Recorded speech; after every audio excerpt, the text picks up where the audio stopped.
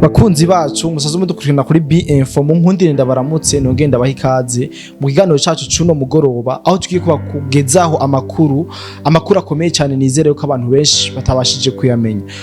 Uno munsi FARDC yongeye guhagurutsa indege Sukhoi 25 ndetse na drone G7 aho basenyuye ibirindiro vyinshi vya M23 ndetse bigahitana n'abasoda benshi ba M23.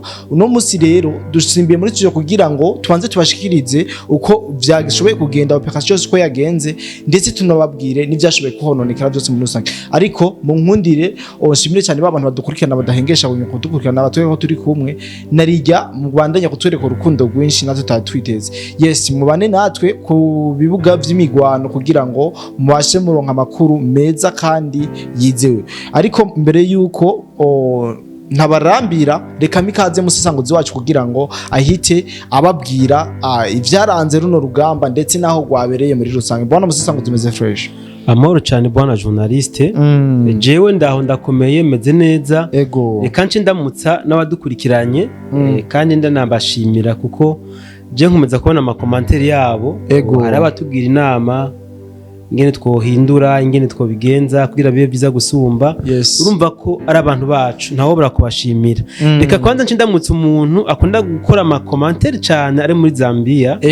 Ndamuramukiye sana kabisa n'umuntu mwiza ko n'umuntu atwereka yuko akunda kubana natwe.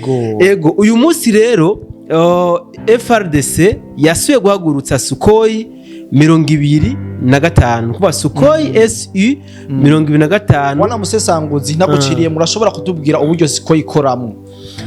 Sukhoi amateka y'indege Sukhoi reka tuzotegura ikiganiro cimbitse tuvuge ku mateka y'indege Sukhoi kuko ntabwo ifise amateka makini indege kabisa y'intambara genda nk'umuravyo kabisa mu munota umwe irashobora kubigenza ibirometero nka bingahe. Izi rero inshasha izi Sukhoi SU 25 igihugu cy'Uburusiya yagerutse guha igihugu ca Kongo zozo ni kandundura ni karahabutaka iyo ihagurutse kabisa umwansi akiyibona acaba yamaze kwimbira icobo wenyene kuko abazizi noneho nababa M23 nibo bamaze imisi babona ivyo ziko zirabakorera. Noneho twaze no kugaruka ku itangazo umuvugizi wa M23 yashikirije yabivanye ni indege Sukhoi SU 25. Uyu munsi rero niho indege Sukhoi SU 25 hamwe na drone G7 zaramutse zihagurutswa n'igisirikare ca FARDC aho bagaba ibitero muri Sud Kivu neza mu gace bita Ngugu. Aka gace ntabwo turigira tukavuga ko na rimwe ku migwano kandi kamaze imisi ndwi kariko karabera ku migwano kandi ikomeye ndetse iyi misi ndwi yose ikabiheze FARDC iriko ikoresha Sukhoi hamwe na drone. Aha rero twomenyesha yuko nk'uko n'umuvugizi wa AFC M23 yavyivugiye bavuze yuko bamaze imisi 4 bariko barahura n'ibitero bikomakomeye cyane gose biriko birakogwa na FARDC kandi igakoresha indege mu bwoko bwa Sukhoi SU 25 hamwe n'amadrone y'intambara G7. Ibi bitero rero bigakogwa ngo kubirindiro by'umuhari M23. Ukuvuga ibirindiro by'umuhari M23 biri muri ako gace ka Ngugu bimaze imisi biriko birononekara cyane kubera izi ndege cyangwa se kubera bino bitero biriko biragabwa n'iki gisirikare ca FARDC. Biravugwa kandi yuko hejuru yuko M23 imaze kuhaburira ingabo zitari nke muri bino bitero n'ibirindiro byabo bisa n'ibyasambaguritse ku buryo ubu mu karere ka Ngugu atamu M23 n'umakihabarizwa.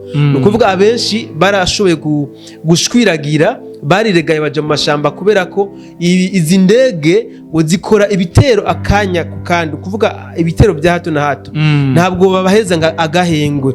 Kandi rero ni bitero novuga ko binagoye cyane kuko si bya bitero uvuga ngo n'umuntu aje muhangane.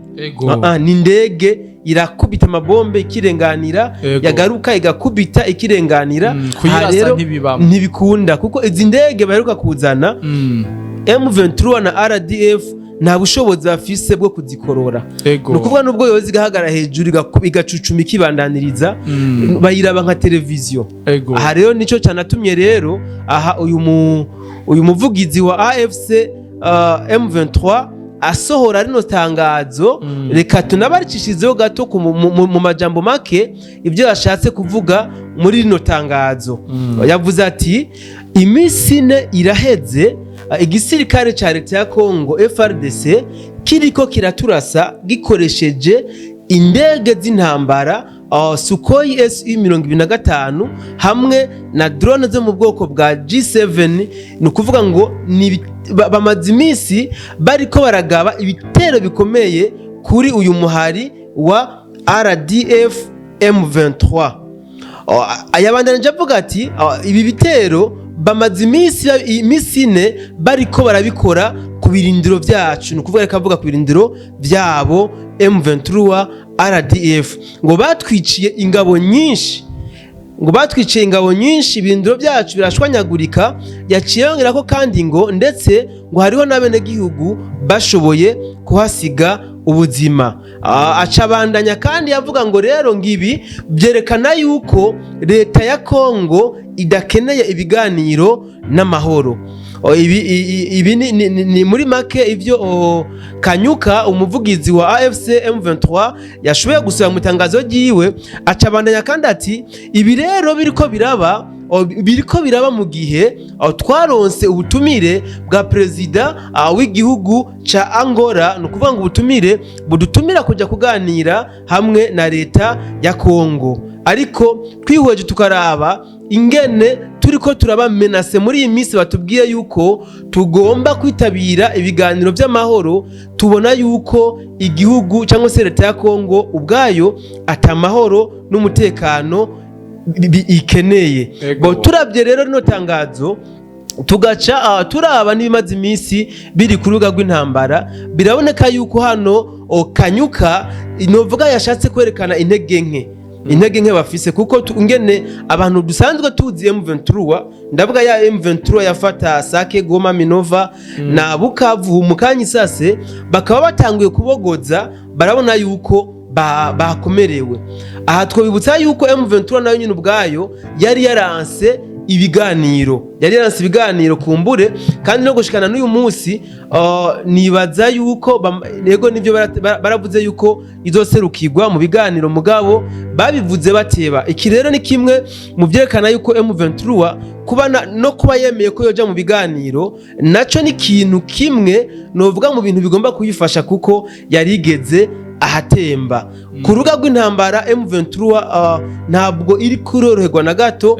Usibye novuga n'iyi migwano cyangwa se n'ibi bitero biriko birakorwa n'izi ndege zo mu bwoko bwa Sukhoi Su-25 hamwe na drone G7 hano ingugu mu bice bwinshi novuga muri Sud Kivu, ntabwo bariko baroroherwa na gato.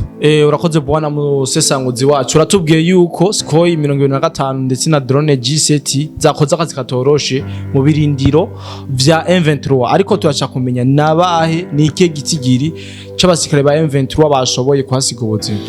Ibitero biriko birabire hano ngugu bimaze iminsi ine nkuko Kanyuka yavyivugiye ubwiwe, ariko twebwe igitero twashoboye kumenya twaronke n'amakuru ni igitero cabaye uyu munsi cashoboye guhitana ingabo za M23 zigera kuri 38 n'ububiko bw'ibikoresho vya gisirikare byabo byari bisanzwe biri hano nyene ngugu, bikaba byashoboye guturirwa n'ibitero vyagabwe n'izi ndege. Urakoze bwana musesanguzi wacu, ariko imbere ko turangiza ikiganiro cacu bwana musesanguzi, kumbure wo office ayandi makuru ayacangariya ushobora gushikiriza abakunzi bacu hama tubandanye. Amakuru ni menshi ku rubuga rw'intambara. Twaje gutorokanya amakuru yiriwe muri Nord Kivu hafi ya Warikare mu kanya. Abatwitege duca tuza tuyasesangura tubabwira ingene muri kajya karere hiriwe.